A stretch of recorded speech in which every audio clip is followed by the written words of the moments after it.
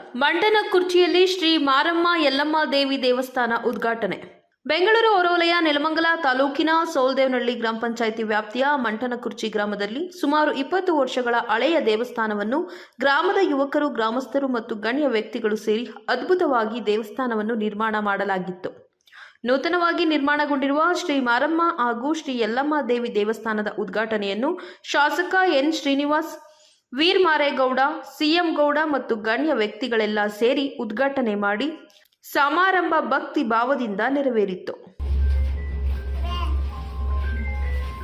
ಕಾರ್ಯಕ್ರಮದಲ್ಲಿ CM group ಮಾಲೀಕರು CM Gowda ಹಾಗೂ ಕಾಂಗ್ರೆಸ್ ಮುಖಂಡ ಸಿಎಂ ಗೌಡ ಭಾಗವಹಿಸಿ ಶ್ರೀ ಮಾರಮ್ಮ ಹಾಗೂ ಯಲ್ಲಮ್ಮ ದೇವಿಯ ದರ್ಶನ ಪಡೆದು ವಿಶೇಷ ಪೂಜೆಯಲ್ಲಿ ಪಾಲ್ಗೊಂಡರು.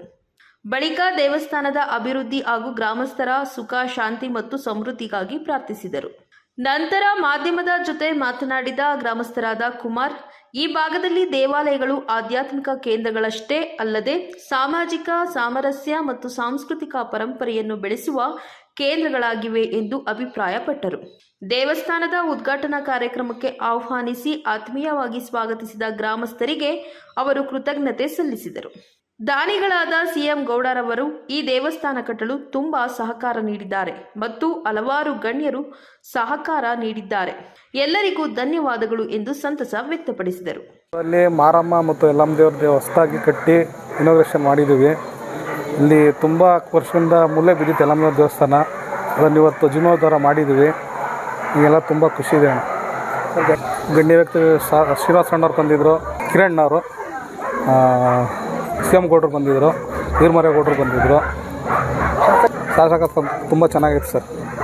ದೇವ್ರದ್ದೇನೋ ಇದು ಮೂಲ ಇತ್ತು, ಆವತ್ತಿಂದ ಮೂಲೆ ಬಿದ್ದಿತ್ತು, ಯಾರೂ ಮಾಡಿರಲಿಲ್ಲ. ಈಗೆಲ್ಲ ಯುವಕರು ಎದ್ದಾದ್ಮೇಲೆ ಎಲ್ಲ ಸ್ವಲ್ಪ ಡೆವಲಪ್ ಮಾಡಿದ್ದಾರೆ ಸರ್ ದೇವಸ್ಥಾನ.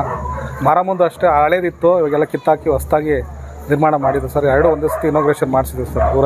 ಊರು ಗ್ರಾಮಸ್ಥರೆಲ್ಲ ಸೇರಿ, ಅಕ್ಕಪಕ್ಕ ಗ್ರಾಮಸ್ಥರೆಲ್ಲ ಸೇರಿ ತುಂಬ ವಿಜೃಂಭಣೆಯಿಂದ ಮಾಡಿದ್ವಿ ಸರ್. ಕಾರ್ಯಕ್ರಮದಲ್ಲಿ ಗ್ರಾಮದ ಹಿರಿಯರು, ದೇವಸ್ಥಾನ ಸಮಿತಿಯ ಪದಾಧಿಕಾರಿಗಳು, ವಿವಿಧ ಸಂಘಟನೆಗಳ ಮುಖಂಡರು, ಮಹಿಳೆಯರು ಹಾಗೂ ನೂರಾರು ಭಕ್ತರು ಭಾಗವಹಿಸಿ ದೇವಿಯ ಆಶೀರ್ವಾದ ಪಡೆದರು. ಮಾರಮ್ಮ ಊರಿನ ಗ್ರಾಮ ದೇವತೆ ಮಾರಮ್ಮ ತಾಯಿ.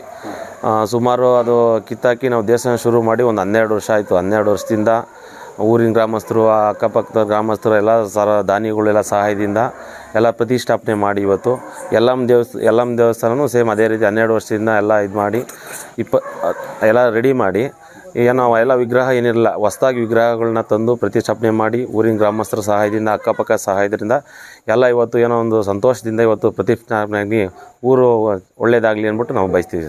ಎಲ್ಲರಿಗೂ ಅದೇ ಹೇಳ್ತಾರೆ, 15 ವರ್ಷದಿಂದ ನಮ್ಮೂರಲ್ಲಿ ಜಾತ್ರೆ ಅಂತ ನೋಡಿಲ್ಲ. ಎಲ್ಲ ಊರಾಗೂ ಜಾತ್ರೆ ಮಾಡಿದ್ರೆ ನಾವು ಹೋಗಿ ಊಟ ಮಾಡಿಬರೋದು ಎಲ್ಲ ಇದೇ ಕಂಪ್ಲೇಂಟ್ ಮಾಡ್ತಿದ್ರು. ಇವಾಗ ಮುಂದಿನ ವರ್ಷದಿಂದ ನಮ್ಮೂರಲ್ಲೂ ನಾವು ಜಾತ್ರೆ ಮಾಡಿ ಎಲ್ಲರಿಗೂ ನಾವು ಕರೆದಿ ಅದೇ ಥರ ಅನ್ನಪ್ರಸಾದನ ಮಾಡಿ ಒಂದು ಜಾತ್ರೆ ಜನದಲ್ಲಿ ತುಂಬ ಖುಷಿಯಿಂದ ಇವತ್ತು ಸಂತೋಷ ಆಗೈತೆ ತುಂಬ ಜನಕ್ಕೆ ಇವತ್ತು ಎಲ್ಲ ಊರಿನ ಗ್ರಾಮಸ್ಥರಿಗೆ. ಈ ನೋಡಿ ತುಂಬ ಇವೆಲ್ಲ ಚೆನ್ನಾಗೈತೆ. ಎರಡು ದೇವಸ್ಥಾನನೂ ಇವತ್ತು ತುಂಬ ಚೆನ್ನಾಗಿ ನೋಡಿ ಸಂತೋಷಪಟ್ಟು ಇವತ್ತು ತುಂಬ ಖುಷಿಯಿಂದ ಹೋದ್ರು ಜನಗಳೆಲ್ಲ ಇವತ್ತು.